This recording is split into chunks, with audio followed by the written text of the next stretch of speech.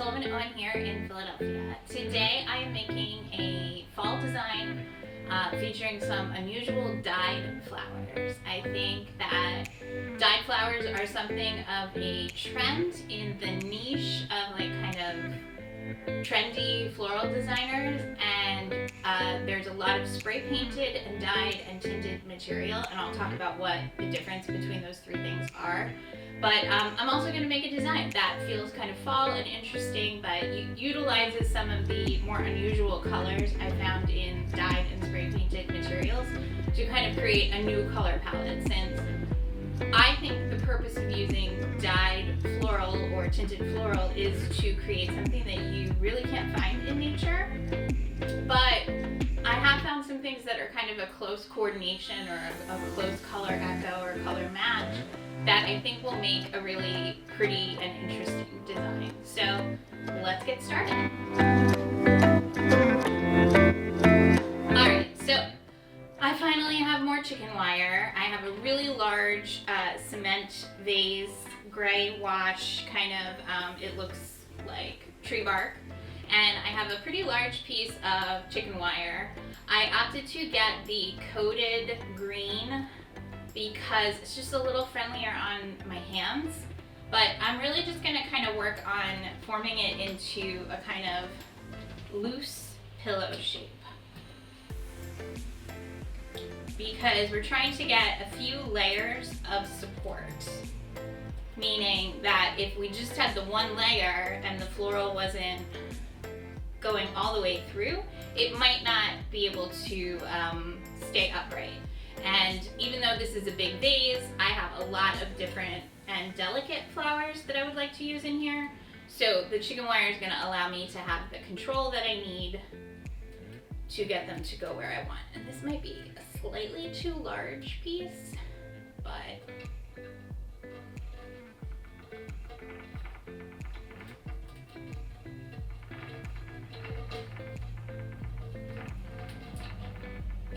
on the plus side, it's really in there, so I don't know that I need the tape to. Sometimes you would use tape to help like support it and put it in there, but I don't think I need it.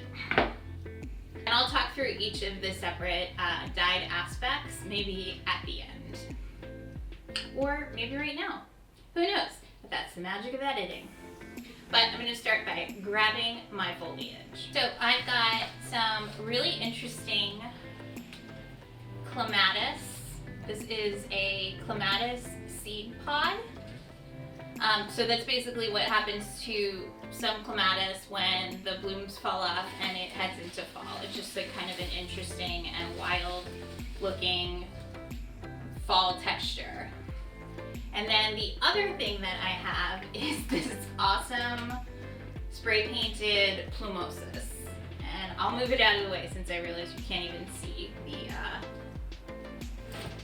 the vase. But this is spray paint, and it's spray painted this kind of sage aqua turquoise color, like a kind of smoky turquoise. And this sprayed plumosus, it does shed, but it lasts a really long time. This has been out of water for close to a week actually since I got it. And I'm gonna drop it down on the ground because we want to be able to, and just take a little to work with. And they have tried it in a bunch of different colors. So the week that I bought this was the week of Halloween, and there were tons of colors. There were browns and blacks, and I actually originally thought that I might do something with the black because it had this like kind of Halloween spider web kind of effect. But this is a really delicate stem, so you can see by putting it into by making the chicken wire grid pretty tight, I'm able to kind of get this to go where I would like it to go. Been really popular on Instagram because it is so unusual looking, and I think that that's kind of a trend that's happening in flowers, is flowers that sort of look like they've been filtered already but aren't. And for good and bad, I know that there are certainly lots of designers that do not enjoy working with tinted materials. It's not my first choice, especially for wedding work. But for something like this that I would consider a design I'm kind of making for you guys, or if I was doing a photo shoot with a really specific kind of like avant-garde or fashion-forward brief, then this is something that I think you could make work. My reluctance in using it in weddings is that over the years, I just feel like there's a risk if you do something that's like kind of too trendy that we're kind of date stamping the client's wedding and making it kind of like, I don't know, like any of those like iconic kind of past wedding trends, like bridal headbands or giant poofy sleeves or huge trains or tiny bouquets or giant bouquets. So I think another misconception that I definitely had is that tinted flowers should be less expensive. I think maybe when I was a kid, I lived in New York, and you know, I remember around March there were always like weirdly green tinted carnations in the deli. And I think that the perception of those was that they would be kind of cheap and they were like sort of a novelty. Well, now, because of this kind of push among higher end designers for more and more unusual materials, there is this like kind of, they're really spending a lot of time. Like the first couple years that this plumosus was coming out, it was kind of clumpy and they hadn't figured out how to paint it correctly. And now it's being done probably in like a very high-tech, finely misted booth. Somebody's spraying it to really make sure that they get every bit of it this color. Because it's, I mean, I'm looking at it really up close and it's incredibly saturated.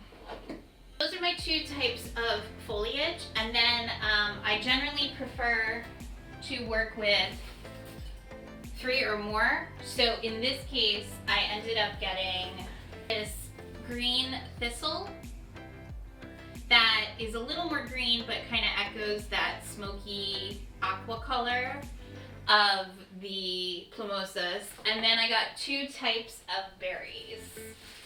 And I'm actually not using, I'm using these as either like additional foliage elements. This is a purple blue viburnum berry, and then I have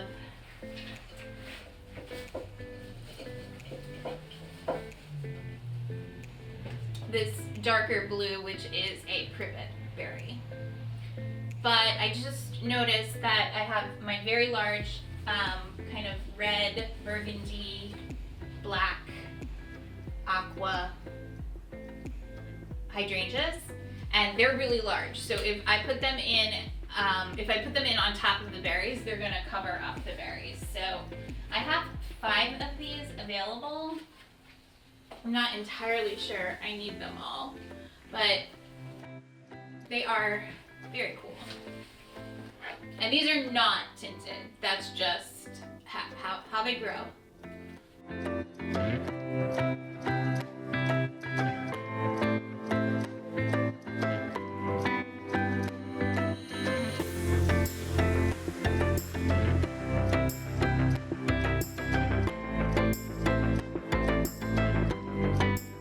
Because of the shape of the hydrangea, because it's this kind of like big, it's a smooth hydrangea, not a panicle. It's hard to do it not tucked in, but I still have one more piece that I can save in case I get enough stuff that I can kind of get it more upright. But I don't typically like to do 4 of things, I like 3 or 5, so I have a feeling I'll find some place to put it.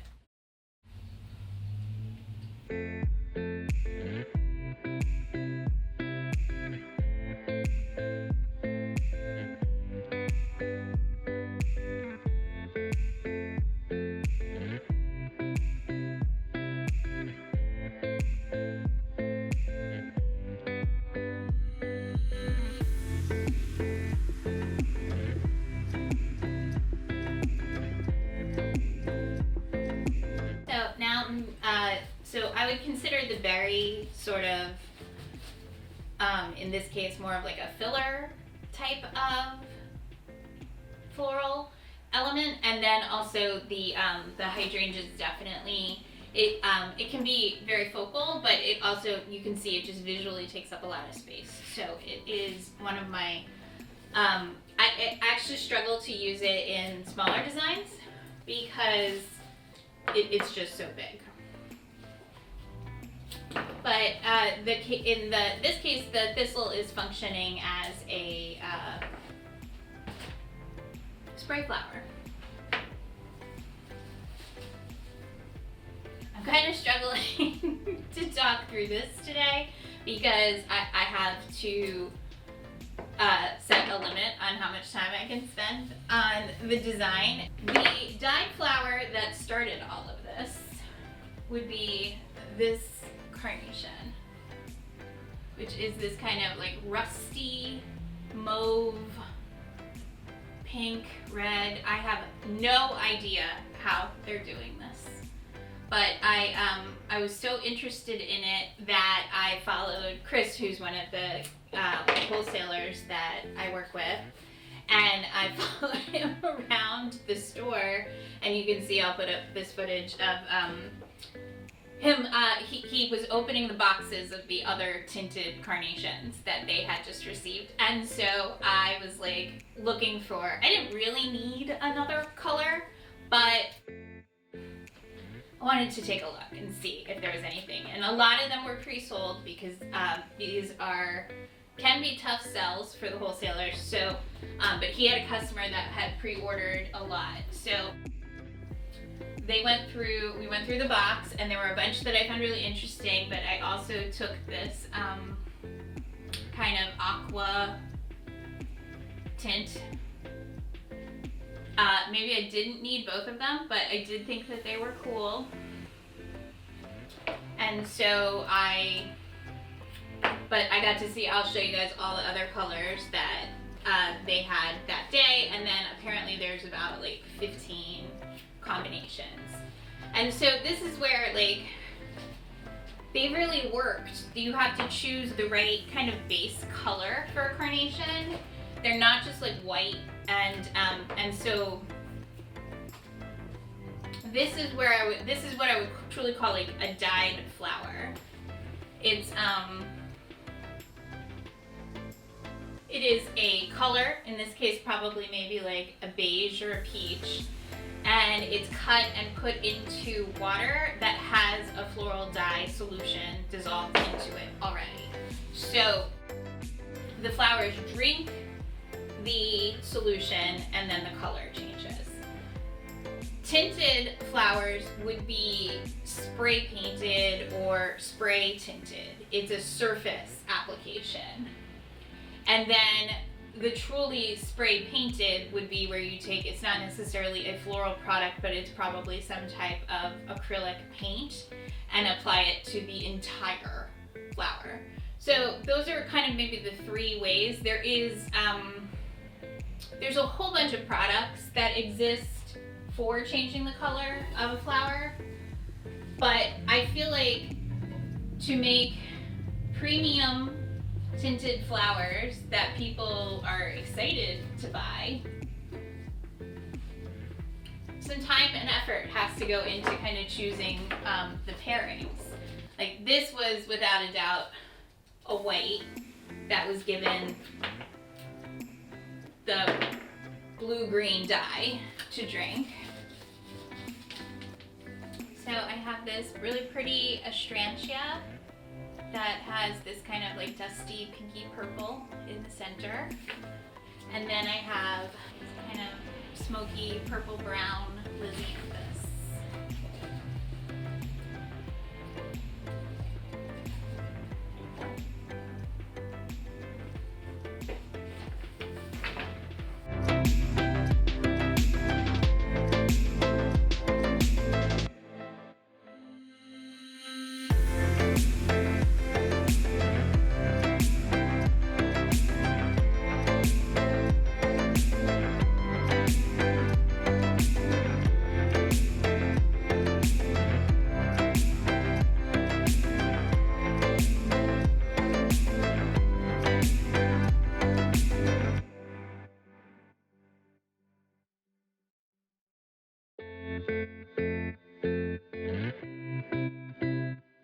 think part of why this works is because these colors that seem kind of like they should clash are really complementary colors. So they're just like a variation on like the standard complementary colors. And I think that that's why you have to kind of work with warmer tones in the red and rust to get the colors to kind of work well together. If I did, I can show you, I'm not going to use it, but I had bought a burgundy peony when I was at the market, and it didn't make it. That's like a whole other subject, but I had then tried to replace it with a different, and you can just see, it's just, the red is not the right red. And that's part of why shopping online is really challenging. When I'm in New York, I can shop live and see the flowers, which is why I make the effort to drive to New York to pick flowers. It's just, it's a lot easier to shop in person.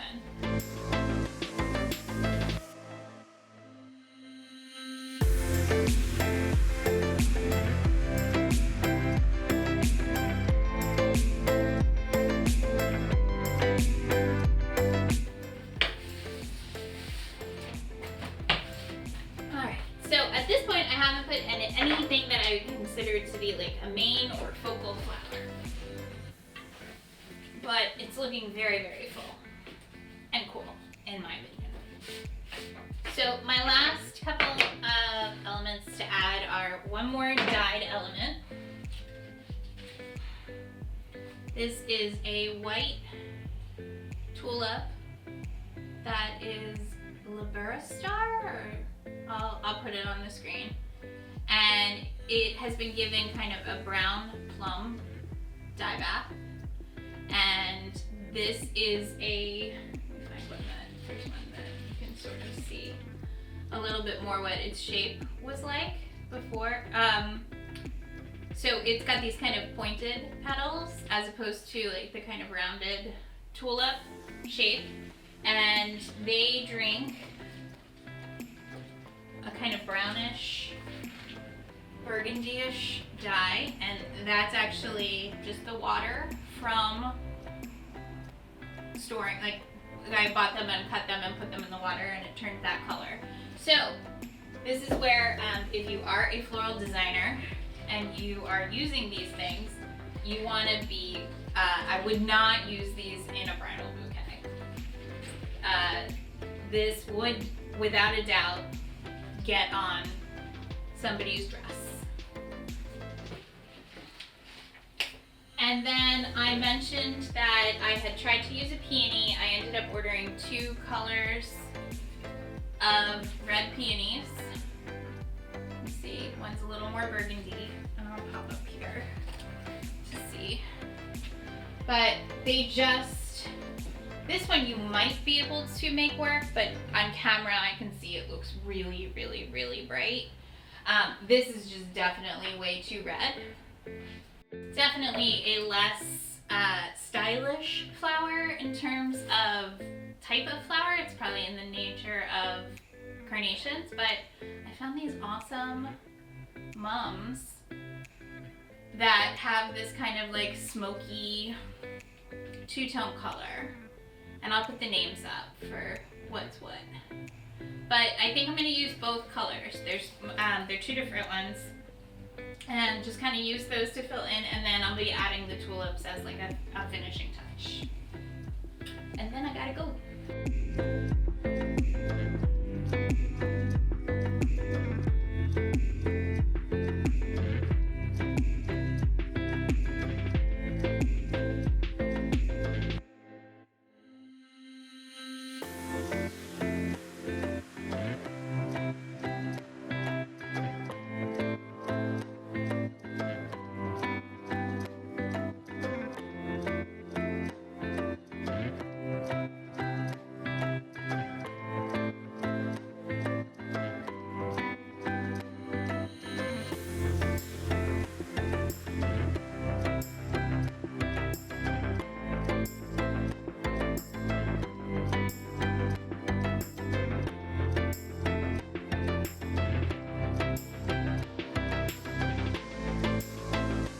The tulips are kind of short, so I am not able to get them all the way down to the bottom, but what I usually do if I can't get something all the way to the bottom is I will fill the vase up really, really high once I get it where it's going. And this would be a piece that, if I were doing it for customer delivery, I would not use something that's so short that it's not going to get to the bottom of the vase, because then it will die.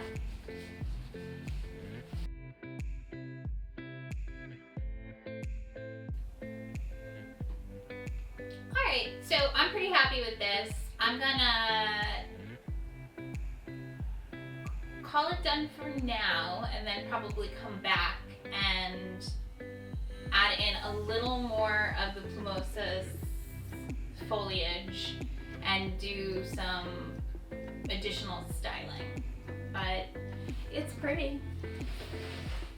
I just feel like it needs, like, this is so interesting, and I have that piece of clematis left, and I feel like up here kind of cuts off and goes a little flat, so we'll come back to it.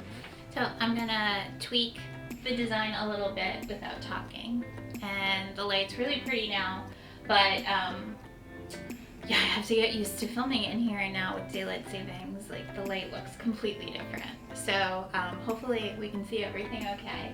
And then I know I'm gonna get some pretty beauty shots. I just shut my, I have two sets of French doors that come out onto my office and studio, and the other door is wide open. I just shut this one so it would be a little quieter for filming, and there is a cat clawing at it. So I'll try not to block too much, but yeah, I'm just gonna kind of work on, I think this is really pretty here, but I wanna work on over here, and also I found, I had saved this piece of clematis. So I'm gonna work on kind of weaving that in, and I don't know, just making it feel a little more interesting.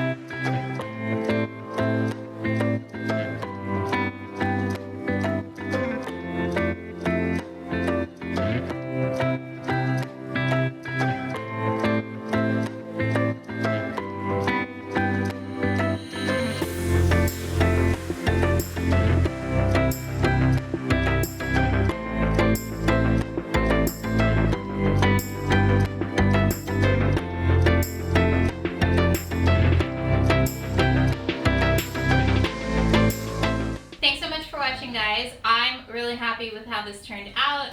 Not even missing the peonies. I think these mums are so perfect in it. And I did extend some of these flowers by using a water tube just for the finishing touches. So I'll put up a photo of like what a water pick or a water tube looks like. Thanks so much for watching, guys. If you haven't, please remember to subscribe to my channel. Like this video by giving it a thumbs up, share it with a flower-loving friend, and come find me on Instagram at Sullivan_Owen, where you can see more of my day-to-day, what I get up to. So thanks again, and I'll see you next time.